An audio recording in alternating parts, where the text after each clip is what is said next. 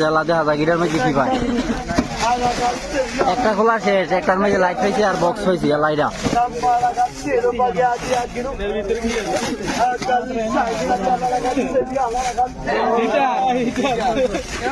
হ্যাঁ খুলেন ভাই আরামসে খুলেন মাফি মুশকিল আরে পুরাটা খুললে হইলেন না একটা দেখা যায় দিকে এটার নাম হইল চেক